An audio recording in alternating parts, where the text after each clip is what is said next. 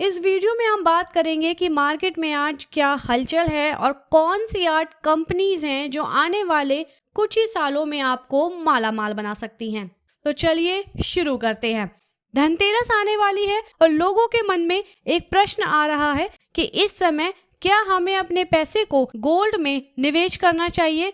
तो finance expert Sanjay Khaturia कहते हैं कि अगर आप अपना पैसा गोल्ड में इन्वेस्ट करना चाहते हैं तो ज्वेलरी के फॉर्म में इन्वेस्ट ना करें, क्योंकि इन पे जीएसटी और मेकिंग चार्जेस लगते हैं और ये प्योर गोल्ड भी नहीं होते। ज्वेलरी बनाने में काफ़ी मेटल्स का यूज़ होता है, इसलिए ये आपको इन्वेस्टमेंट नहीं बल्कि कंज्यूमर नीड बन जाती है। तो संजय खतूरिया का कहना है कि आप गोल्ड के बार्स या कॉइन्स ले सकते हैं, इन पे ना कोई मेकिंग चार्जेस लगती है और ये प्योर गोल्ड्स भी होते हैं। लॉन्ग टर्म इन्वेस्टमेंट के लिए ये बेस्ट चॉइस है और आपका पैसा असली तरीके से ग्रो करेगा। चलिए जानते हैं कि मार्केट में आज क्या हलचल रही। शेयर बाजार में कारोबारी हफ्ते के चौथे दिन गुरुवार यानी 16 अक्टूबर को तेज शुरुआतों की उम्मीदें हैं।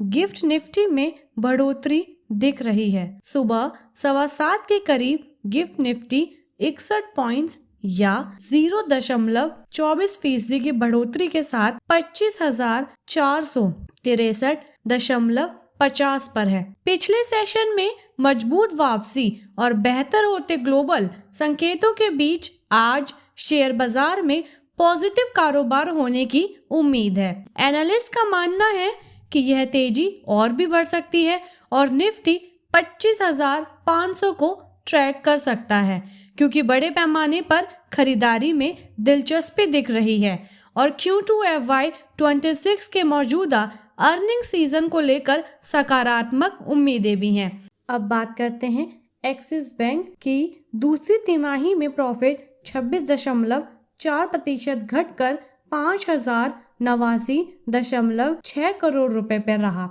जबकि पिछले साल यह 6,917.6 करोड़ रुपए पर था। नेट इंटरेस्ट इनकम देखें तो यह 1.9% बढ़कर 13,744.6 करोड़ रुपए रही, जबकि पिछले साल यह 13,483.2 करोड़ रुपए थी। अब बात करते हैं HDFC लाइफ इंश्योरेंस कंपनी की बात करें तो इसका प्रॉफिट 3% बढ़कर 448.3 करोड़ रुपए हो गया, जबकि पिछले साल यह 435.2 करोड़ रुपए पर था। नेट प्रीमियम इनकम की बात करें तो यह 13.6% बढ़कर 18,871.2 करोड़ रुपए हो गई, जबकि पिछले साल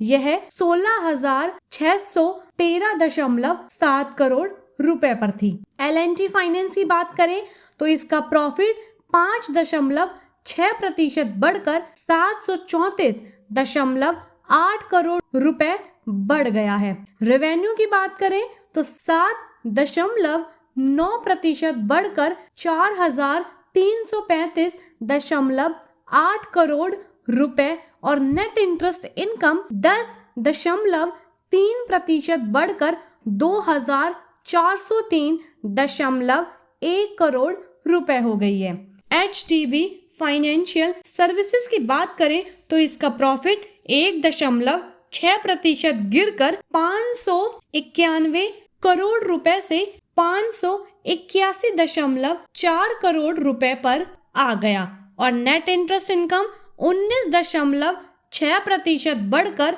1,832.5 करोड़ रुपए से 2,192.5 करोड़ रुपए हो गई है। ओबरॉय रियल्टी की बात करें तो इसका प्रॉफिट 29% से बढ़कर 589.4 करोड़ रुपए से 760.3 करोड़ रुपए हो गया और इसका रिवेन्यू 1319.9 करोड़ रुपए से 34.8% बढ़कर 1779 करोड़ रुपए हो गया है। वहीं पर डेल्टा क्रॉप की बात करें तो इसका प्रॉफिट 7% घटकर 25.1 करोड़ रुपए रहा, जो पहले 27 करोड़ रुपए पर था। इसका रेवेन्यू 0.4% से बढ़कर 182.8 करोड़ रुपए पर था,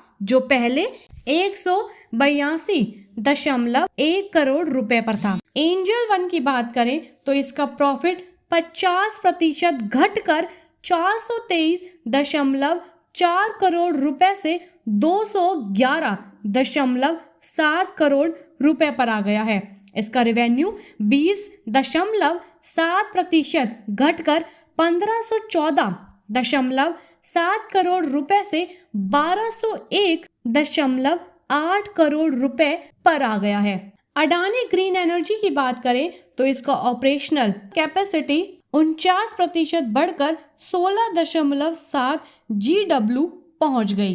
ग्रीनफील्ड कैपेसिटी 2.4 GW और एनर्जी की बिक्री 39% बढ़कर 19,569 मिलियन यूनिट हो गई है। हीरो मोटोकॉर्प मोटरसाइकिल और स्कूटर बनाने वाली दुनिया की सबसे बड़ी कंपनी ने स्पेन रिपब्लिक में अपनी ऑफिशियल एंट्री की घोषणा की है। इसके लिए उसने वनएक्स ग्रुप के हिस्से नोरिया मोटर्स के साथ पार्टनरशिप की है और यूरो 5+ मॉडल्स भी पेश किए हैं। चलिए अब आगे बात करते हैं कि पीएल कैपिटल ने कौन से 8 दमदार शेयर आप लोगों के लिए चुने हैं जो आपको 50% तक रिटर्न दे सकता है। सबसे पहला है अनंतराज।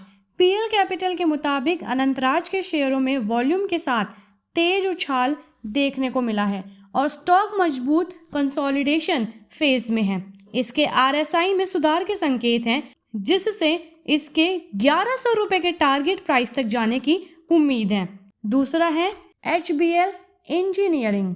ब्रोकरेज फर्म का कहना है कि एक छोटे करेक्शन फेज के बाद HBL इंजीनियरिंग के शेयर ने फिर से रफ्तार पकड़ ली है। स्टॉक अपने राइजिंग चैनल पैटर्न के ऊपरी छोर पर ट्रेड कर रहा है। RSI पॉजिटिव दिशा में बढ़ रहा है। पीएल कैपिटल का अनुमान है कि ये शेयर 1250 तक जा सकता है, जो मौजूदा स्तर से लगभग 43% तेजी का अनुमान है। तीसरा है हिंदुस्तान कॉपर।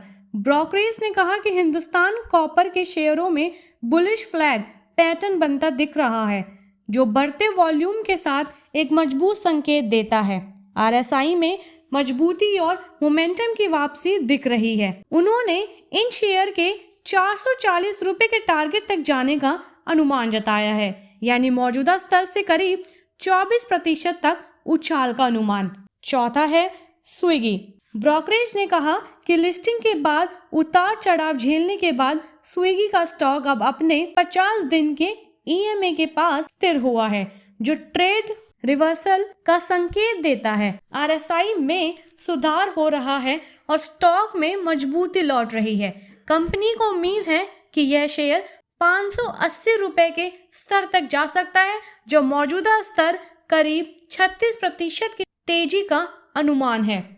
पांचवा है टीवीएस मोटर।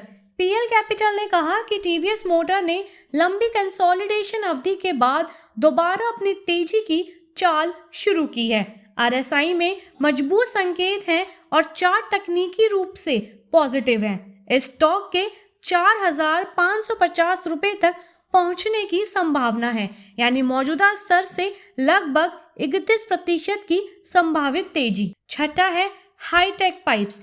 पीएल कैपिटल का कहना है कि बढ़ते वॉल्यूम और स्थिर RSI के साथ हाईटेक पाइप्स एक नए अपमूव के लिए तैयार है। इस शेयर के 165 रुपए तक जाने का लक्ष्य है, यानी मौजूदा स्तर से लगभग 38% की तेजी। सातवां है विएटेक वाबाग। ब्रोकरेज ने कहा कि विएटेक वाबाग में RSI ट्रेडर्स सुधर रहे हैं और बुलिश मोमेंटम बनता दिख रहा है। स्टॉक में 1900 रुपए तक की बढ़त की संभावना है, जो करीब 33% उछाल का अनुमान है। आठवां है वी-मार्ट रिटेल। वी-मार्ट रिटेल के डेली चार्ट पर फ्लैग पैटर्न बन रहा है, जो बढ़ते वॉल्यूम और बेहतर RSI ट्रेडर्स के साथ मजबूत तकनीकी संकेत दे रहा है।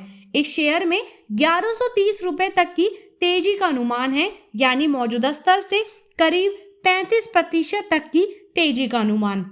अगर आपको ऐसी और वीडियो देखनी है तो आप मेरे चैनल को सब्सक्राइब कर सकते हैं।